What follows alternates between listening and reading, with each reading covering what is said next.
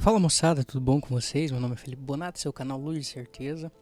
E eu sou psicoterapeuta pelo BPC e também sou psicoterapeuta online. Se você quiser marcar uma sessão comigo, é só deixar aqui embaixo nos comentários ou acessar o meu WhatsApp e mandar mensagem para a secretária, beleza? Então hoje eu vou falar sobre Luísa Picarreta, uma mulher que quase ninguém conhece. E ela tá em processo de canonização, mas ela era uma mulher que conversava com Jesus. E quando ela começou a conversar com Jesus, eu já trouxe no vídeo ali anterior de Santo Agostinho, sobre alguns acontecimentos, né, no primeiro livro dela. E eu quero trazer muito mais sobre isso porque é surreal as coisas que a gente lê sobre que ela escreveu. E é muito profundo o que a gente pode aprender. E é muito profundo o que a gente consegue ver que Jesus fala com ela. E Jesus tenta falar com nós todos os dias da mesma forma que falava com ela. E eu vou trazer um pouco dessa biografia aqui para vocês.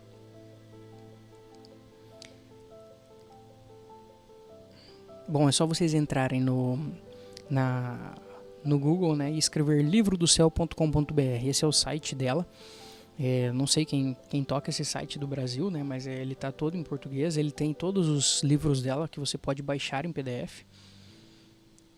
E aqui na biografia, né, ela começa assim: Jesus fala para Luísa, né, sua missão é ótima, porque não estamos falando da própria santidade pessoal, mas de abraçar tudo e de todos e de preparar o reino da minha vontade para todas as gerações humanas. Jesus falava o que para ela? Que a missão dela era ser vitimista. E é um vitimismo lindo, assim. Não é a pessoa ser vítima, óbvio, mas é um vitimismo de aceitar as consequências de Jesus para a vida dela, aceitar o que Jesus falava para ela, aceitar as dores que ela tinha. Ela ficou doente, por exemplo, numa época, e Jesus falava para ela aguentar, né? Enfim, é muito lindo isso também, porque ela nasceu, né, na Itália, em Corato, e ela morreu também em Corato, viveu a vida inteira dela em março de 1947. Nasceu em 1865 e morreu em 1947, 50 dias antes do seu... ela ia fazer 82 anos, né? Tinha 81 quando ela morreu, faltou 50 dias para ela fazer 82 anos. Ela sempre morou em Corato, né? E quando menina adolescente passava longos períodos na fazenda chamada Torre Desesperada. O estado de vida dela: ela nunca se casou, então virgem. Ela se ofereceu a Jesus como sua esposa crucificada, e ela não era freira, mas era a verdadeira freira do seu coração, ela dizia. Ela ficou em cama por cerca de 70 anos de sua vida. Profissão: aos 16 anos ela fez sua profissão em Jesus como sua vítima. Ela também fez rendas para se sustentar. Temperamento: quando criança, Luísa era tímida e com medo, mas também animada e feliz. Ela pulou e correu, e ela diz que foi atravessada. Foi até travessa. Aqui fala estrutura, cabelos, olhos. Eu vou falar porque eu acho bem legal. Ela sempre foi serena e, entre aspas, fresca como um lírio da Páscoa, pequena em estatura e com os olhos grandes, vívidos e com a alma penetrante. Com a cabeça inclinada levemente para a direita, afirma Dom Luigi, chefe do clero de Corato, em testemunha autorizada.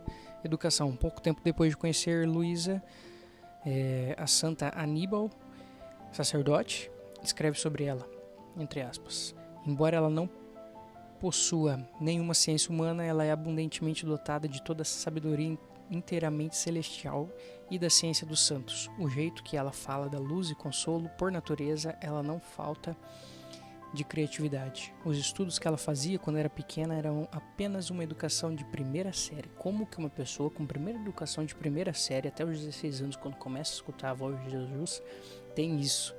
Então, os sinais particulares, né?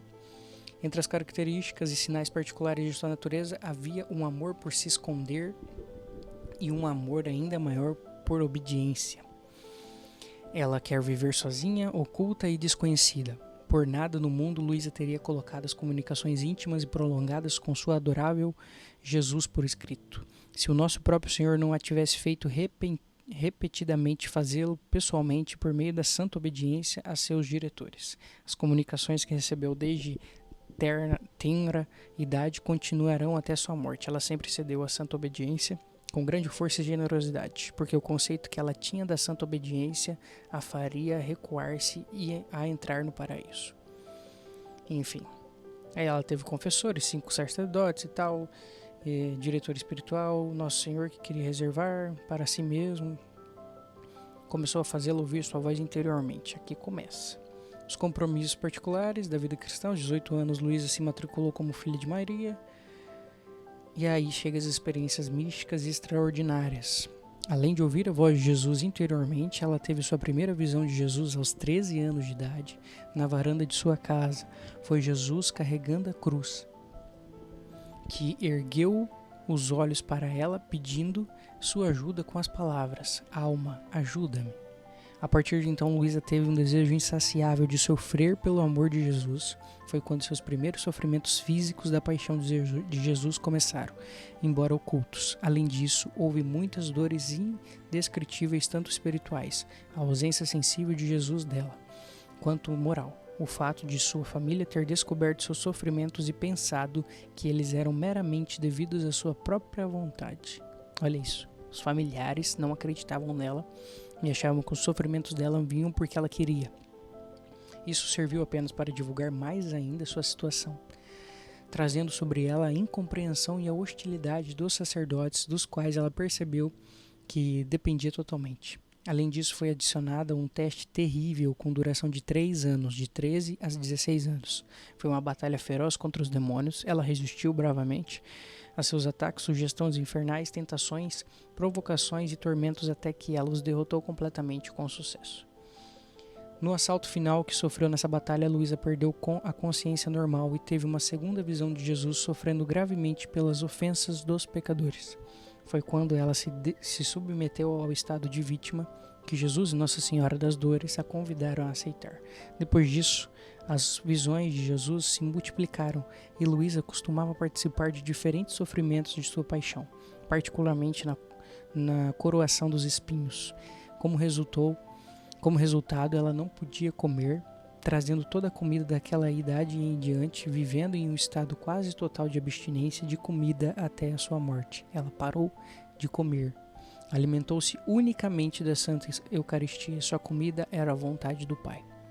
Outro sinal extraordinário, por causa de seu sofrimento cada vez maior da paixão de Cristo, Luísa frequentemente perdia o sentido. Seu corpo ficava rígido, às vezes por muitos dias, até que um padre, geralmente seu confessor, a chamava de fora desse estado de espírito, morte.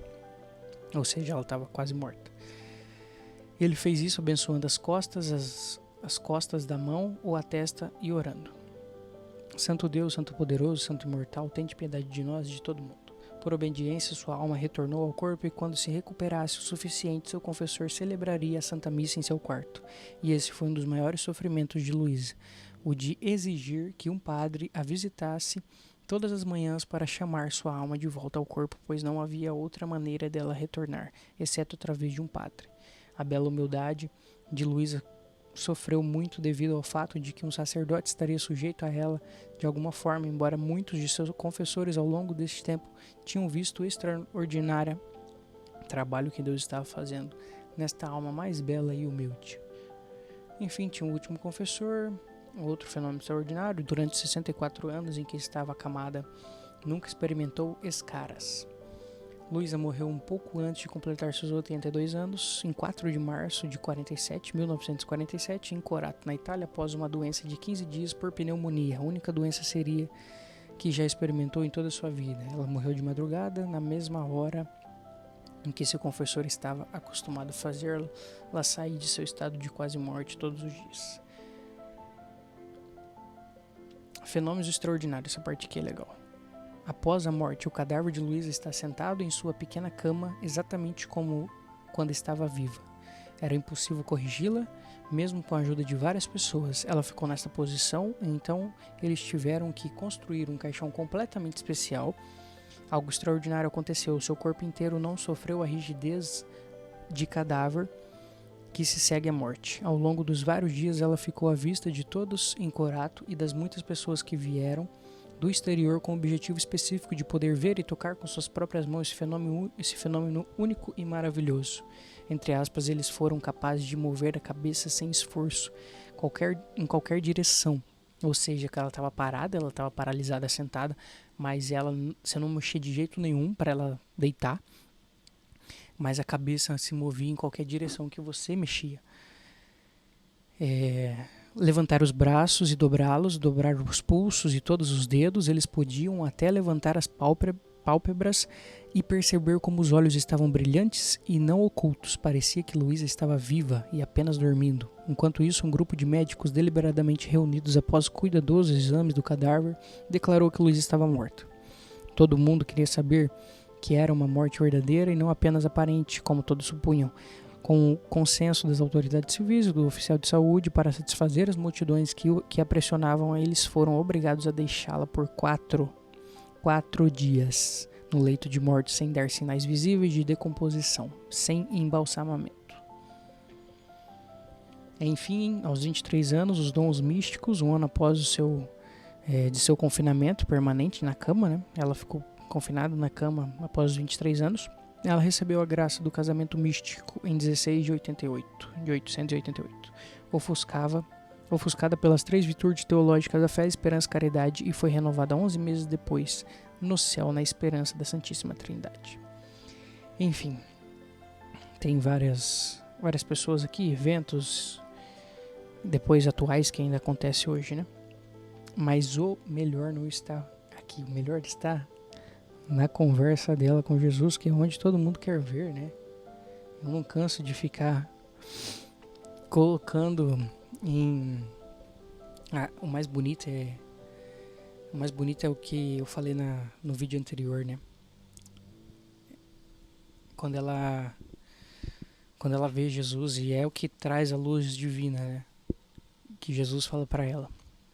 Nessa época ainda Jesus não se apresentava dessa forma. Ela começou a escutar e ouvir, né? E estava dentro da cabeça dela, óbvio. Então, Jesus falou para ela: a voz interior não me deixou nunca mais, ela falando, né? Nunca mais, em cada coisa me repreendia. Jesus repreendia ela, me corrigia, me animava, e em uma palavra o Senhor fez comigo como um bom pai com um filho que tende a desviar-se e usa todas as diligências e cuidados para mantê-lo reto no caminho, de modo de formar dele sua honra, né? Sua glória e sua coroa. Então, Jesus ensinou para ela o desapego. E para ela aprender o desapego, ele falou: eu sou o único que merece ser amado.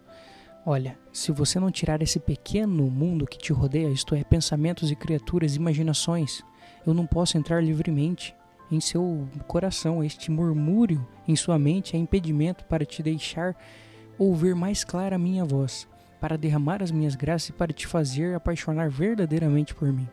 Prometa ser toda minha e eu mesmo porei mãos à obra. Tu tens razão em que não podes nada, não temas, eu farei tudo, dai-me a tua vontade, e isso me basta. Eu já falei no outro vídeo sobre isso, mas dai-me a tua vontade. Isso deve ser, a gente pode colocar como a vida que a gente quer, por exemplo. A gente quer muitas coisas na nossa vida, muitas coisas materiais, muitas coisas boas, e essa vontade que a gente quer desvincula da vontade de Jesus em nossa vida, desvincula da vontade de Deus em nossa vida. Vai acabar a bateria da minha... Deixa eu mudar aqui rapidinho.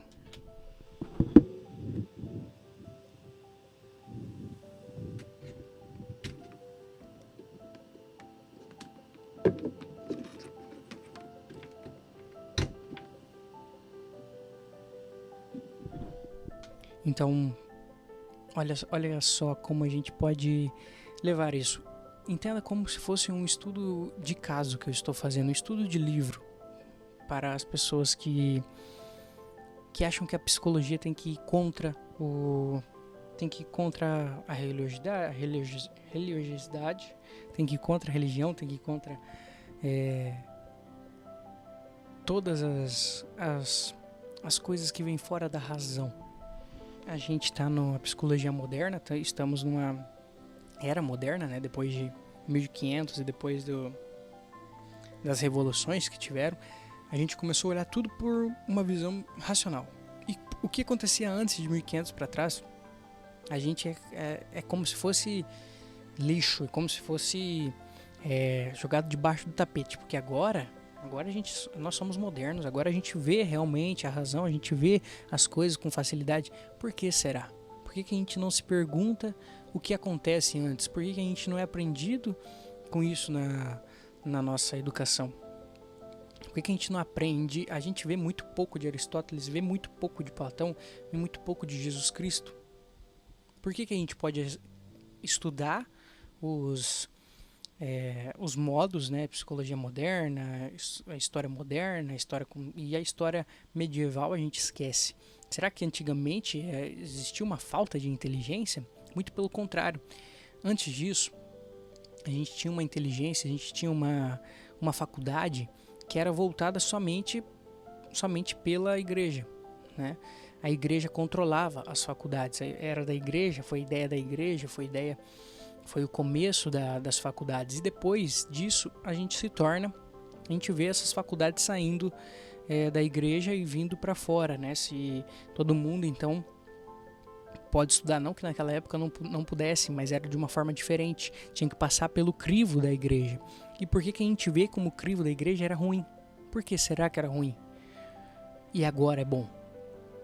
E a gente pega um recorte e acredita naquele recorte, e a gente não é capaz de buscar as outras coisas que vieram depois disso. E aí a gente chega na era moderna, com agora todo mundo pode estudar, se matricular, todo mundo pode ter um diploma, e aí o diploma vira símbolo. E o símbolo do diploma nada mais é, no começo, né, de que a pessoa estava apta a ter essa formação. Mas será mesmo? E aí vem se deteriorando até os dias de hoje. Hoje temos professores mal formados, dando aulas, e a universidade virou um sistema de negócio. Então a gente paga mais barato para os professores, cobra mais caro pelas mensalidades para a gente dar o diploma. A gente entrega um diploma reconhecido que agora a pessoa pode exercer esse padrão, pode exercer essa função, porque eu disse que ela está apta para isso. Mas a decadência das universidades não é nenhuma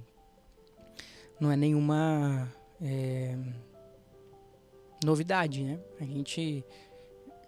Só que hoje em dia a gente já vê uma volta de que as pessoas já não são mais contratadas por diplomas. O diploma sim tem um peso muito grande, mas já não é a decisão final, né? Porque tá chovendo diplomas, então a pessoa que realmente está apta para aquilo é que tem um diferencial. E o diferencial hoje está onde? Em buscar conhecimento fora das universidades. A universidade sim, a gente tem que ter aquele crivo para a gente passar numa peneira que as pessoas falam que a gente tem que passar, mas é um crivo muito baixo. De uma universidade para outra a gente vê coisas que às vezes nem precisavam ter visto, ou vê coisas demasiadas mal colocadas. E enfim, o que isso tem a ver com o Luiz Picarreta e com a vontade? Eu falei para vocês para a gente mudar essa ideia de vontade no dia a dia. A nossa vontade de ter as coisas, a nossa vontade materialista é o que vem nos dias de hoje. Tudo isso veio mudando a nossa identidade, a nossa vontade, porque antes a gente tinha uma vontade que passava pelo funil da igreja, e esse funil era estruturado como apontando para Jesus Cristo. Tinha muitas coisas erradas? Provavelmente tinha, como tem hoje. Não tem como eu falar que não tinha, não vivi naquela época, mas pelos historiadores e pelos livros que a gente lê, tinham coisas erradas e coisas certas, como existe hoje também dentro das universidades. Eu estou trazendo um paralelo sobre isso. Só que a nossa vontade foi mudada. A nossa vontade pelo mundo capitalista, ela foi mudada para o materialismo. Então, se a pessoa não quer uma coisa, ela busca outra. Se a pessoa ela não quer ter filhos, para não para não bagunçar a vida dela, porque ela tem que ter uma casa primeiro, ela tem que ter um carro primeiro, ela tem que ter uma vida materialista, ela tem que conseguir crescer, porque essa é a vontade do mundo, crescer, se mostrar, aparecer. E esses dias eu estava conversando com uma pessoa e ela falou exatamente isso: como que posso ter filhos antes dos 30 anos? Que vida que eu vou dar pro meu filho?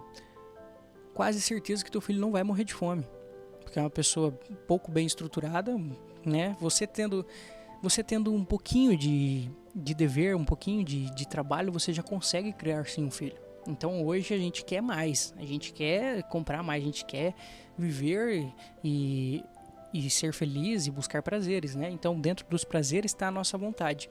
Mudando a nossa vontade para isso, a gente começa a buscar só prazer e a nossa vontade vira prazer. E a vontade humana vai ser exatamente isso. Mas a gente tem que mudar a percepção dessa vontade que a gente tem. E isso é muito fácil. É só a gente decidir, é só a gente querer. É quando a gente vê a luz divina, né, a luz da graça. Foi isso que eu estava explicando para as pessoas. A luz, a inteligência iluminada pela razão e a inteligência iluminada pela luz da graça. E é infinitamente mais verdadeira a luz da graça do que da luz da razão. Se a gente ficar somente na luz da razão, a gente não vai entender nada da vida. Vamos entender assim, menos do que a metade do que disso. E a gente vai buscar os prazeres que não vão ser felizes para nós. Porque sim, o caminho da nossa vida é ser feliz. Mas e quando acontecem os empecilhos na nossa vida? Como que a gente vai ser feliz? Se a gente não entendeu que a nossa vontade não é para esse mundo, que a nossa vontade não é materialista, que a nossa vontade ela tem que ser entregada a Jesus Cristo, entregada a Deus.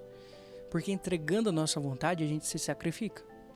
Então entregar a vontade, Pai, eu não sei o que eu preciso fazer, mas eu vou entregar a minha vontade nas tuas mãos. E a minha vontade é o quê? Pecar. Minha vontade são os meus pecados entregados nas mãos deles. Nas mãos dele. Enfim, ela continua, como eu falei já isso nos outros vídeos, eu vou pular um pouco aqui para vocês darem uma olhada. Essa parte aqui. Ela fala, a primeira coisa que me dizia que era necessária para purificar o interior do meu coração era o aniquilamento de mim mesmo. Isto é, a humildade. É aquilo que eu digo para vocês. A humildade vem da sinceridade. Então, ser sincero com você mesmo. E ele diz isso para ela.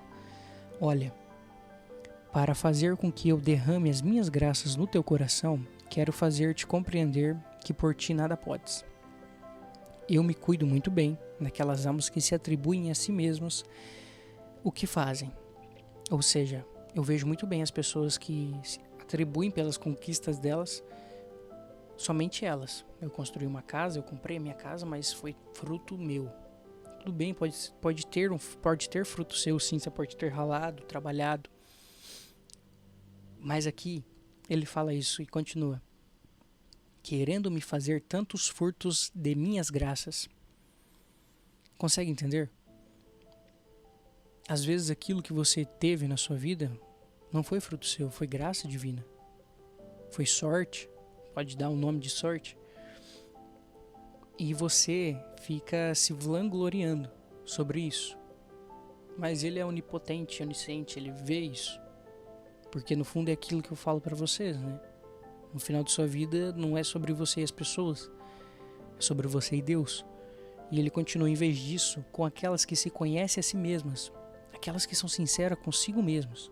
Eu sou generoso em verter as torrentes das minhas graças, sabendo muito bem que nada se referem a elas mesmas, agradecendo-me e têm a estima que convém.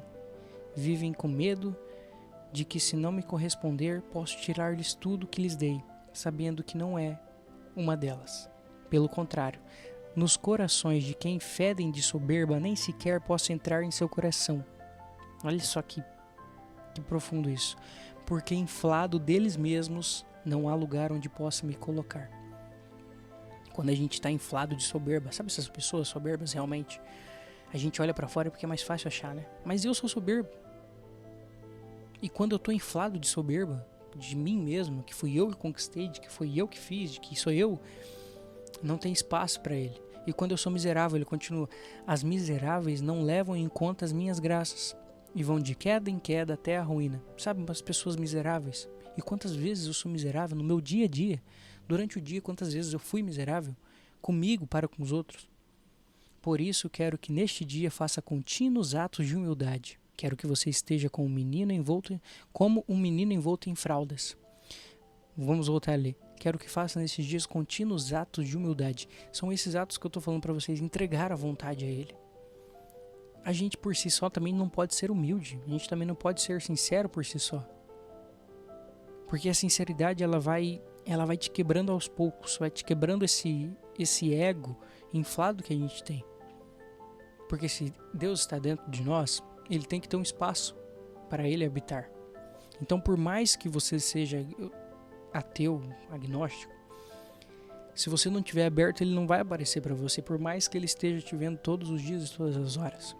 Então, eu sempre falo, peça para Ele te mostrar, e Ele vai te mostrar nas coincidências que você vai acreditar, da forma que você tem que acreditar.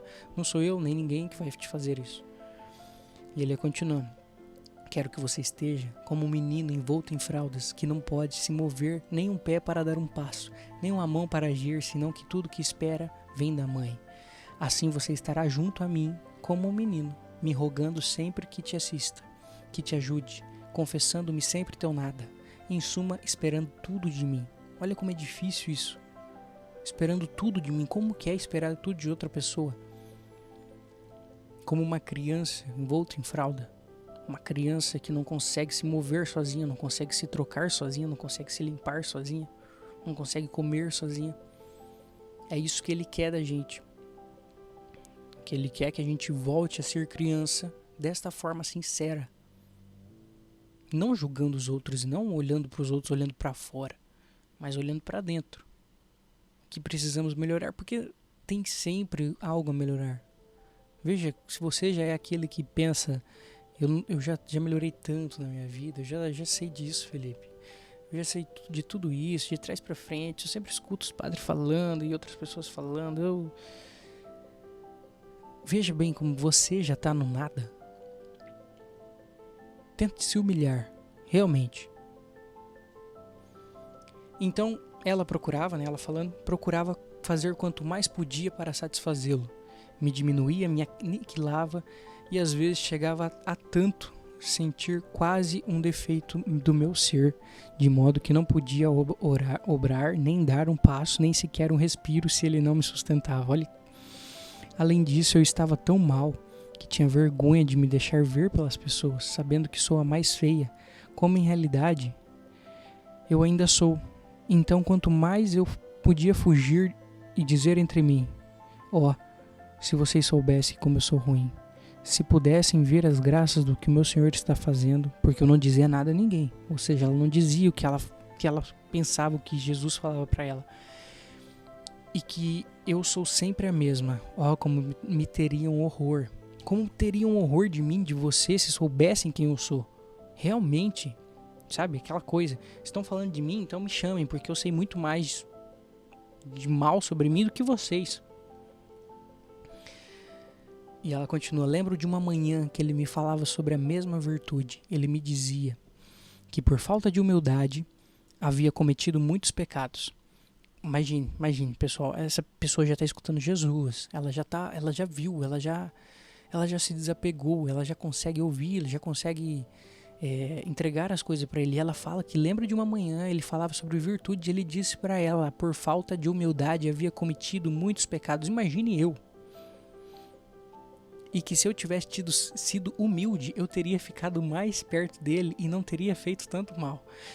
Sabe quando a gente está perto dos outros e os outros estão falando mal das pessoas, e a gente chega e também continua falando mal das pessoas, sem perceber, mas querendo, porque a gente é levado, a gente quer, quando a gente faz, a gente quer, a gente escolheu. E ela fala isso. Ele me fez entender como o pecado era feio, a afronta que este miserável verme tinha feito a Jesus Cristo, a ingratidão horrenda, a impiedade enorme, o dano que tinha vindo à minha alma. Fiquei tão espantada que não sabia o que fazer para reparar. Fazia algumas mortificações, pedia outras ao confessor, mas poucas me eram concedidas.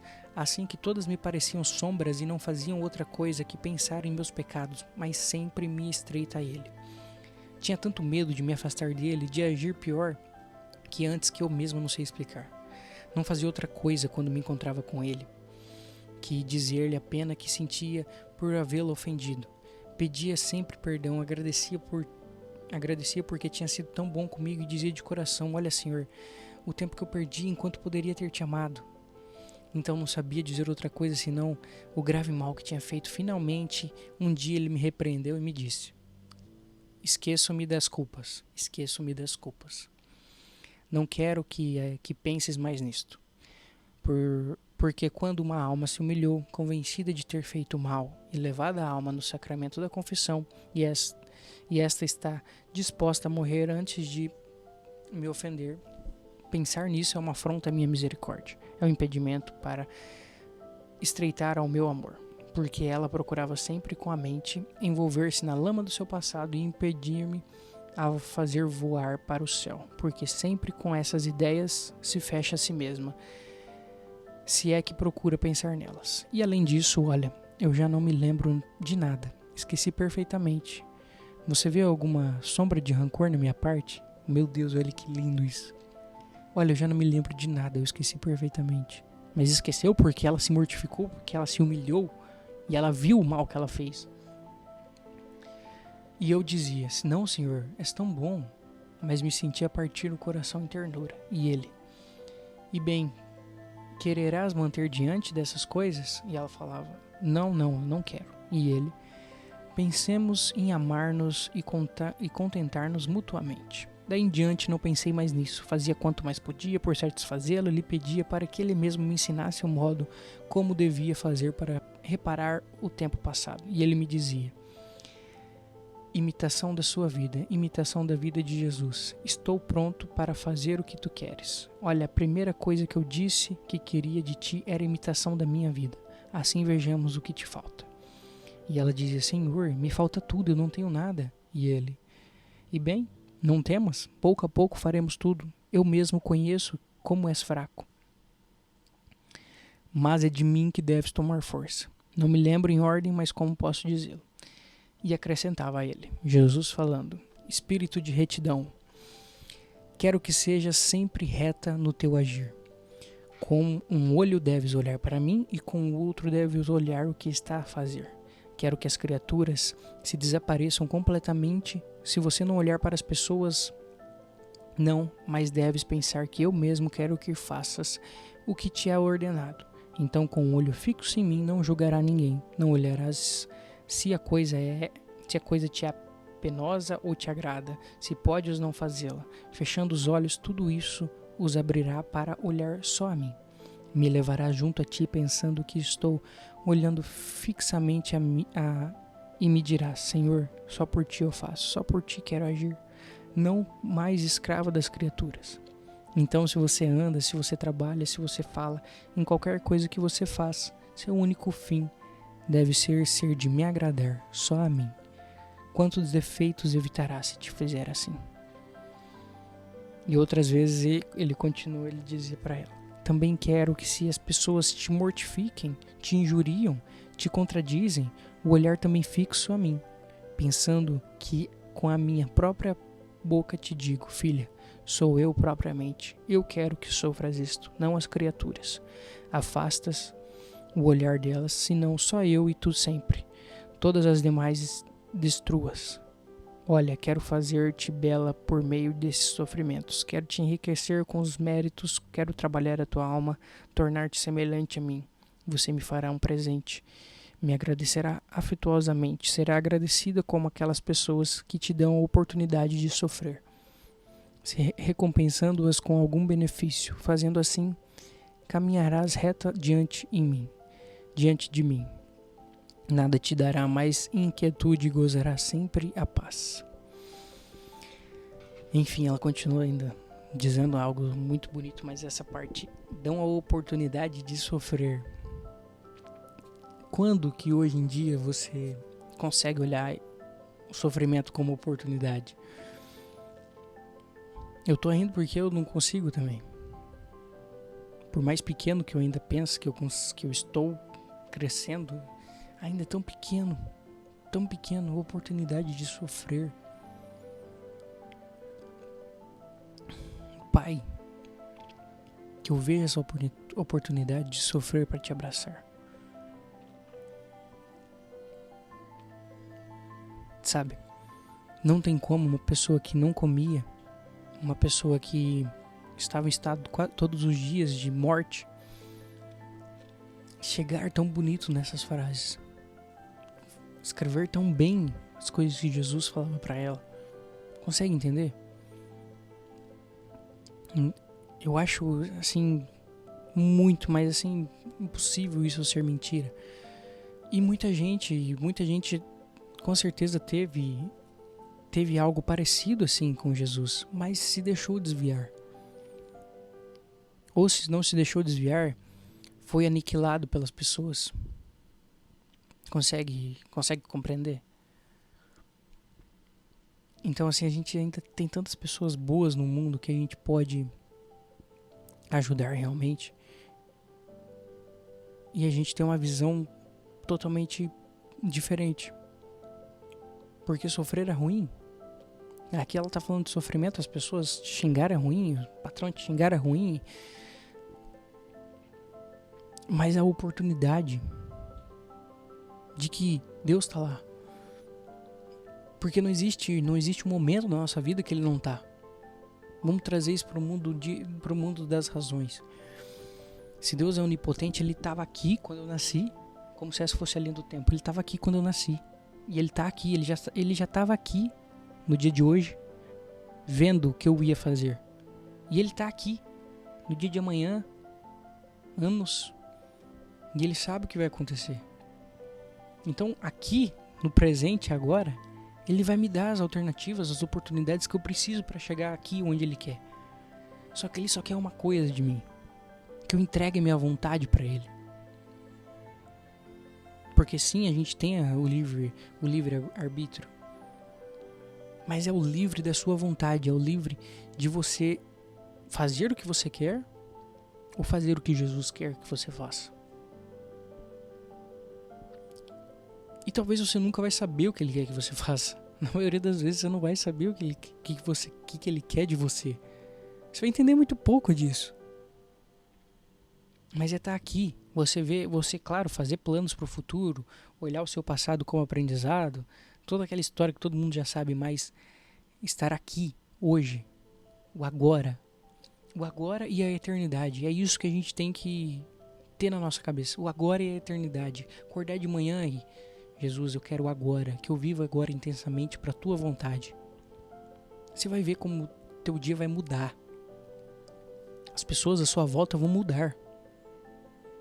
E quando aquele pequeno gesto de que você não queria fazer por negligência tua, para ajudar o outro, quando você faz, a outra pessoa muda.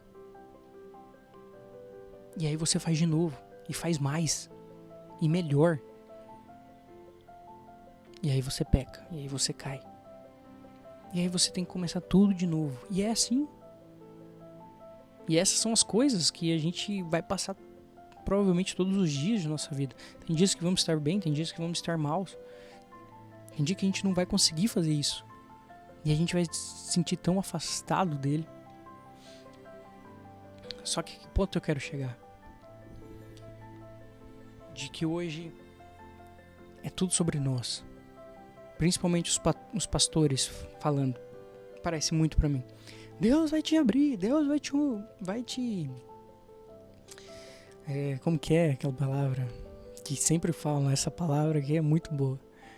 Vai te honrar. O que Deus quer me honrar, cara? Entendeu? Já é totalmente contraditório. Deus não quer me honrar. Quer me honrar sim, com Ele, não no presente, mas no aqui e no paraíso, né? Mas é que eu tinha falado antes a palavra.